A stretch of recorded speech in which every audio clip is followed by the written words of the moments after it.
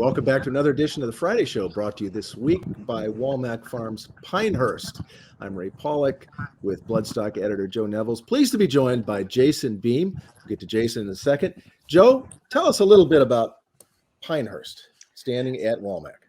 So Pinehurst, obviously we know about the race record. Grade 1 winning 2-year-old, millionaire, won the Saudi Derby. We know all about the race record, but what really stands out about this horse to me is that you have to go see him in person.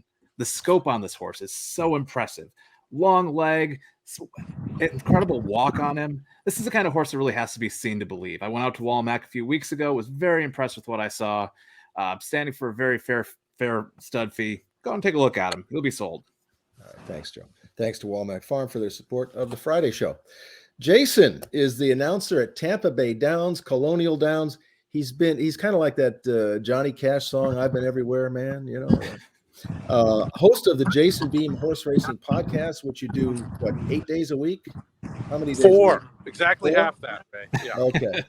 And the creator of the currently dormant Beemy Awards, although they did make a slight comeback recently. Jason, welcome to the Friday Show. Hi, guys. It's good to be here.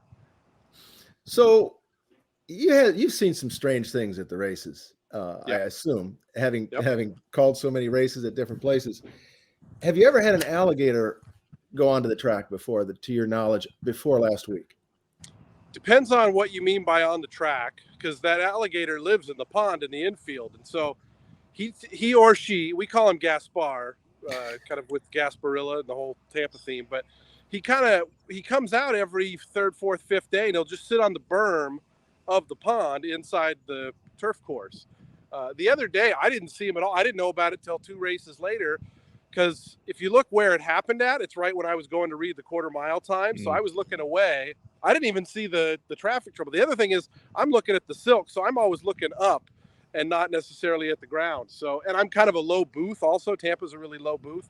So it was a recipe for me not to see it. And I often say, like, race college, we miss a lot during the race, because when we're at the back of the field, we don't have any clue what's going on at the front, and obviously that's where most people are watching. So you'll see sometimes a rider gets unseated, or a horse pulls up out of a race, or whatever happens, and the announcer doesn't mention it. And I remember everybody got mad at him because he never mentioned Pine Isle in the Breeders' Cup, but if you look, he's at the leaders 15 lengths ahead looking through strong binoculars. Like, you just don't see it. So I did not see the alligator. I saw the video of it later.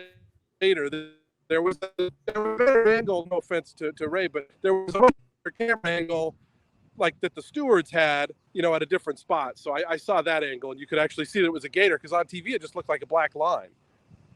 Yeah, the patrol films, it was kind of hard to tell what was going on, but that's an unusual one. And you've also had the lights go out on you calling a race. The last race I ever called at Grants Pass. Well, that's a way to close it down. Tell us about that. Tell us about that experience. It's funny I knew what happened, because if you listen back, and I think Ray even kindly quoted me as such, I said someone turned off the lights, and I remember Miramati called me the next day. He goes, "Why didn't you just say the power went out?" I go, "Because the power was still on in the booth. I knew that wasn't what happened." And so that was terrifying, though, because there was no moon that night, and so it was pitch dark. Grants Pass is a tiny town, so the city doesn't illuminate the night sky at all. And so it was just pitch dark. They were they were going into the turn. And then, of course, they came into what little light there was from the building, and there was 2 riders that weren't there. And so I think both riders had very minor injuries. I think it was a broken toe and, some scrapes. But thank God, that was legit scary. And I was leaving for Tampa the next morning. And so when they called that was the last race of the meet, and of course it was mandatory payout day and every other disaster possible. But I was just kind of sitting around there, and I was like, well, I guess I'm leaving, because I had to go to Tampa the next morning. So I didn't find out what happened until I think I was in Lodi, California the next day. When you have something that goes off the norm, whether it's a horse pulls up or something like that, or whether it's the lights go out, what's your mindset in that moment and then afterward? Like, clearly you're doing something that goes off your normal cadences. How do you sort of insert that into the race call? And then afterward, what's kind of going through your mind of, how you assess things? yeah, I mean, obviously the lights had just kind of ended everything. And if you listen back, like I did a terrible job because you hear me going great and like, just being a jerk because I was so irritated. I was legit so irritated about like the fact that I knew everybody was watching because of the Pick 5 payout, that everybody was just going to think we were a small town track, and we'd work so hard to like be a real track. And it was just the timer. Like the last race was scheduled for 9:30. They timed the lights off at 10:30. Oh, but we had a delay in things starting, and there was a rain that day, so we had to wait for like 30 minutes for a rain to pass through. And then whoever the facility person, they just forgot. It happens.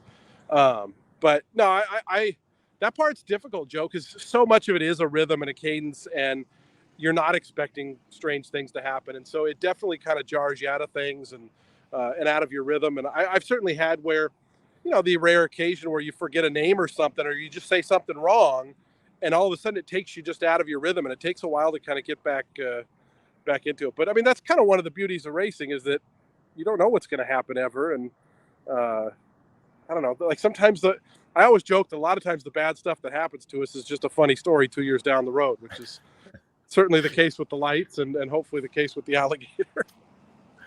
So you come from like a sports family. Yeah, I think you have an uncle, was he Major League? Yeah, my Uncle Mel. He was a longtime pitcher and pitching coach for the Yankees, Mel Stottlemyre. Yeah. So how did you develop your interest in horse racing and want to become an announcer? My dad was a gambler, so he used to take me to Longacres every weekend, which was the track in Seattle. And so I would go play on the toys between races and then run out to watch the race itself. And our neighborhood was a perfect oval at home. And so I would go home and replay the races and whip my bike and pretend I was a jockey. And I would do, Gary Henson was the announcer. He was Harry Henson's son. And he had a very Harry Henson-esque, and here comes Captain Kondo on the outside kind of call. And so I would go home and redo the calls. And I just always liked it. And then I got away from racing when Longacres closed and, was playing baseball and going to college and all that. And when my dad got sick, I started going back to the races with him. And after he died, I just kept going. And then in 2005, Vic Stauffer had this amazing call of the American Oaks with Cesario. And I remember the hair on my arm standing up hearing it. And I thought, I could do that. And so I went and bought binoculars, started practicing the next day. And I got really fortunate with, an early opportunity at River Downs and then Portland, and somehow have managed to stay on the bus for the last 17 years. Most of the time. It's been 17 years since you first called? My first race call was January 8th of 06, a horse named a colt named Sue, which is a great name. So through all of that, you mentioned that, the Henson voice kind of got passed down from father to son. How do you go about establishing the Jason Beem voice? Like, what went into establishing what your race call sounds like? What makes it similar to others and what makes it different to others? It's funny, Joe. I don't know. I feel like that's one of those things where other people make those decisions for you. You hear a new band comes out and they're like, oh, they're really influenced by the Strokes. That's exactly what I was thinking, or something like that. And yet the band's probably like, no, we like those bands, but we just play it on ourselves. And I think there's a lot of that with race calling. My go-to for who I maybe sound the most like is not an influence at all, and that's Dave Rodman. I just think he's so accurate, and we're both pretty quick and fast, and I like how he does it. I would be very thrilled if anybody compared me to him, and I would say that's probably the club. Maybe Luke as well. I mean, Luke would be an influence just because he was outside of race calling was very helpful, just in life advice on the kind of the world of it. But it's all Pinehurst. Grade 1 winner at 2. Very impressive in the runaway Delmore Futurity. Graded stakes winner at 3. Pinehurst so gutsy. The highest earning son of Twirling Candy. Pinehurst lasted home to win it for the United States. Bred on the same cross as Gunrunner. Pinehurst, standing at Walmac. And I mentioned that you've been everywhere, and I kind of say that kiddingly, but from Oregon to Tampa, Florida is a long way, and you drive, right? Yeah, I drive. I'm scared of flying. So, I picked the furthest place from home. And my home is Seattle, so I'm even further than Oregon. Yeah. Listen, if it's good enough for John Madden, it's good enough for you. You know what though, Joe? I finally got in a plane for the first time in 18 years. 2 years ago, I went in a seaplane, which in my dumb brain I thought, here's my idiocy, Joe. I thought, well, it's got the fins on it, so if we go down, we're going to land on the fins and be fine. Mm. And we didn't go down, and it was a 20-minute flight from Vancouver to Nanaimo, British Columbia. But it went well, and like I feel way better about it. So one of my goals this spring, when Tampa ends, is to fly to Miami. I want to do a short one on a commercial plane, and I feel like the older I get, the less anxious I get, because it's like you're closer to actually dying, so you don't have to worry about it as much. I kind of thought you did the driving because you just enjoy it, you know. Like I do. Well, and the other thing is, Ray, I need my car. Right. Like I'm places for 6 months at a time, or you know, if I go to Colonial, I'm there for 10 weeks, and Colonial, Lord knows, is in the middle of nowhere, so you can't Uber out there or get public transit. So, and I do love it. It is fun to take road trips cross country. I've been to every state in the contiguous other than Rhode Island. I somehow missed that, but I love that. You know, I have regular stops in South Dakota that I go to whenever I go back, and you know, there's a rest stop in Arizona I always stop at. Like, I love that part of things. So you've called it a bunch of different tracks, and each one you're calling for at some point for the first time. What are some of the things that you do to assess the layout of the track, assess the layout of the announcer's booth? What are some of the things that you do to kind of get yourself zeroed in on how to call a race at a particular track? Yeah, I always go to the booth early and just get a general sense of the layout. I'm going to throw Tampa under the bus a little bit here, if that's okay, 'cause I love them, but this is kind of a funny story. When I got there, the turf course, the poles, the 5.5 and the 6 were wrong. They were the wrong color poles on the turf course. And I called Margot, my boss. I said, hey, the 5.5 is red and the 6 is green. And that's not how it's supposed to be. And so she calls and she tells the track guy that, and he goes, oh yeah, okay, crazy. Well, you know, so they get them fixed, and by the first day they were normal. I went back and looked, and they had been wrong for 10 years. and obviously it doesn't. The only people it matters to are people who are using those as identifiers. Mm-hmm. Like the timing was all still right, and everything was still right, but it just the colors were wrong. And so, but I'll go up and just kind of size it up. But in reality, through binoculars, most places, I mean, a race kind of looks like a race. Yeah. You know, it certainly can be, you know, you'll have moments where it's like, holy crap, this is Monmouth Park or this is Tampa, but that wears off pretty fast. And my first race at Tampa was in a driving summer monsoon, and so I didn't see a whole lot, and I got rained on, which makes it memorable, right? Again, it's one of those things where at the time you're stressed about it, and then now it's fun. Do you have a favorite announcer's booth? You said that Tampa's really low as far as visibility is concerned. Do you have a, you know, you've called a lot of different tracks.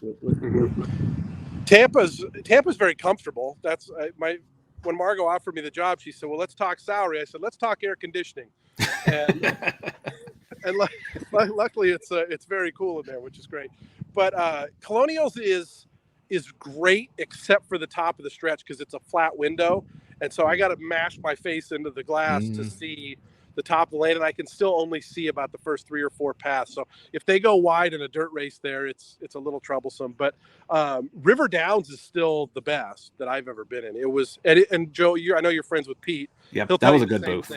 It was the perfect setup, and the reason was because they let Kevin Gomer, the announcer, when they did the remodel, they let him design it, and it was a perfect garden window. There's not a single obstruction anywhere. He had kind of a chest-high desk, so you could have your program right there. You could put I had my tripod on there, and it was just remarkably easy place to call from. It was legitimately perfect for a booth. And that was just River Downs was just it was a good grandstand. I'm sad that they took everything down. I understand why they did it, but it was just a lovely setup to watch a horse race. Oh, well, they used to have the 7 and 7, as you'll remember, and you know, which was 7 races at Thistle. You know, Beulah was sometimes, but they were usually done by the time we got going.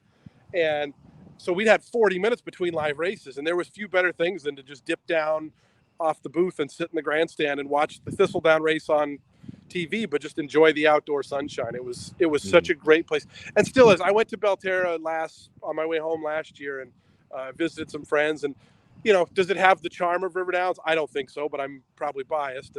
But it's still, the view's the same. It's just not as high, and it's maybe a little more modern. You can still kind of stand on the track a little bit to watch the races from the rails. Yeah. So I mean, the down the stretch, you can tailgate, you can back up right on, and then you can still do that to this day. And it's a really neat part of that track. It's, I mean, you back your truck up, people set up like picnic chairs in the back of their pickup truck, and they'll just sit there. You walk 5 minutes to go make your bet. You walk right back out to your car and you watch from the 8th pole, and they got a big enough TV where you can actually see the finish. If that ain't racing, I don't know what is. Oh, River Downs I was really lucky. That was a great first place to work. Mm-hmm. The old River Downs and Tampa Bay Downs are similar in my mind because they're both open air tracks. It reminds me a little bit of a county fair atmosphere. At Tampa, you've got all the picnic tables out on the apron, and it's a lively grandstand. My mom just visited for the first time back in January, and the last time she'd seen me announce was at River Downs. It had been like 14 years, and that was her first comment. She goes, "It reminds me a lot of River Downs." And one of the great things about Tampa is we still get great live crowds there. I mean, especially this time of year with tourist season really at a fever pitch. I mean, yesterday, we're speaking, on Wednesday, it was, the grandstand was probably 85% full. I mean, the grandstand seats, let alone everything downstairs. And so I feel like the grandstand seats are usually the last place for people to kind of fill out. So it's a really cool I mean, when they hired me, the thing I liked most about it, aside from obviously the weather and being in Florida, was like everybody that's worked there, Margot, Peter, they've all been there 30 years, and they immediately have treated me like family. And that has made it very, very cool. I mean, I bought a house down here, and Margot was doing FaceTimes of real estate listings for me, and they go above and beyond to make you feel like you're part of the team, which is really neat. Mm-hmm. And so your big day is a week from Saturday, Tampa Bay Derby, right? Thank you. Who do you know is coming? Tapit Triche is what I've been told it's called, but I haven't firmed that up yet. Because I guess the mayor's name was Triche. And so, or something Triche, and so that's. But I told Mike Henry, our publicity guy, so we got to hammer that down before the draw, so we know how to say it right. But that's kind of the big name I've heard. I think as far as Pletcher, he had Kings Barnes who prepped here in an allowance, but they're going to run at Fairgrounds, I believe. And as makes sense, Pletcher, he's going to split everything up. So that's kind of the only name I've heard. I know nominations just came out the other day, but I haven't really peaked at. I mean, in a weird way, I like to put that day off a little bit until I have to worry about it. It helps me stay in the moment and not get nervous. Probably the right idea. So I'd be remiss if we had Jason Beem on the show and we didn't discuss the Beemy Awards, which, for people who aren't familiar, celebrated perhaps not the best of horse racing Twitter, but the most horse racing Twitteriest of horse racing Twitter. Had a little bit of a revival. Had a little bit of a revival this year, bringing back some of the old ones that you didn't use from 2020. Tell us a little bit about bringing that back and what that sort of, what that brought up within you, sort of revisiting both the older things and the concept itself. Yeah, I just had the folder from because I pulled the plug on it late that year, and so I had all these ones in there, and I was going to do it like 6 months ago or some point in the summer last year. And I was like, let's wait. And I thought I'll wait till it's awards week. And, if I can show up the Eclipse Awards in any little way, I love to do that. But it's just, it was fun and all, but it gave me that pit in my stomach feeling of like, oh, did I offend anybody? Did I piss somebody off? Did I do this? And I don't like that. I like to make everybody happy. And so, I don't think they can be funny without poking the bear a little bit. And of course. Yeah, so that was actually, and just creatively, it's just kind of the same thing every year. It kind of ran its course, and maybe it's one of those things that I used to joke that if they ever come back, it's because I need the money. But I think maybe it's just one of those things where it's best they had their time, So yes, that was going to be kind of my last sort of hold your feet to the fire question. Are we ever going to see a new edition of the Beemy Awards again? Yeah, I like the Rolling Stones. You never say never, right? I think that's the right answer. Well, you reminded me of Sandy Koufax, the great Dodgers pitcher who retired at the age of 27, 28. He went out on top, and if that was the last Beemy Awards, full Beemy Awards show, you went out on top instead of hanging around too late and not being able to run a ground ball out to first base. So congratulations on Mattress Mac doing the last video. We were never going to top that. Yeah, that was epic. That was fantastic. Although you did sell out and get a sponsorship for the last year or two, I think, didn't you? The last 3 years. Oh man, okay. Believe me, buddy. All right. Well, Jason, we appreciate you taking the time off. I know that you're at a baseball game today. You're going to see a spring training game. Yeah, the Pirates and the Yankees. I think it's I heard a couple of cheers, so I'm sure the Yankees are already beating them. All right. Well, good luck the rest of the meeting at Tampa Bay Downs. Watch out for the alligators. Thanks again for joining us on the Friday show, brought to you by Walmac's Pinehurst. We'll see you next week.